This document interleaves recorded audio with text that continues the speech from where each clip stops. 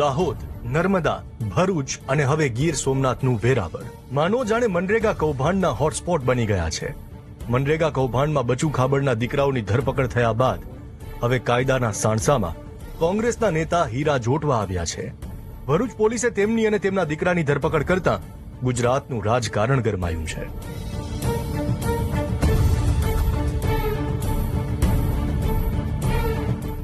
મનરેગા યોજના, જેનો હેતુ ગામના લોકોને રોજગારી આપવાનો હતો, પરંતુ વેરાવળમાં રહીને હીરા જોટવા અને તેમના નજીકના લોકોએ કેવી રીતે રૂપિયા છાપ્યા તેનો અમે ખુલાસો કરવા જઈ રહ્યા છીએ.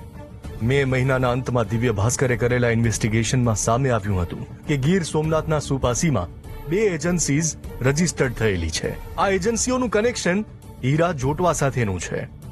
હું ગીર સોમનાથ જિલ્લાના સૂત્રાપાડા તાલુકાના સુંદરપરા ગામે છું. જે ગામના સરપંચ થોડા વર્ષો પહેલા જોધાભાઈ સભાડ હતા, હવે તેઓ કૌભાંડમાં સપડાયેલી શ્રી મુરલીધર એન્ટરપ્રાઇઝના માલિક છે. ફરિયાદ નોંધાયા બાદ જોધાભાઈ ફરાર છે. અમને જાણવા મળ્યું કે સૂત્રાપાડા તાલુકાના 2 ગામોમાં હીરા જોટવાની કંપની પર ગેરરીતિના આક્ષેપો થયા છે. હીરા જોટવાની એજન્સી વૃંદાવન કન્સ્ટ્રક્શનના 4 કરોડના બિલ અટકાવવામાં આવ્યા હતા, જે બાદ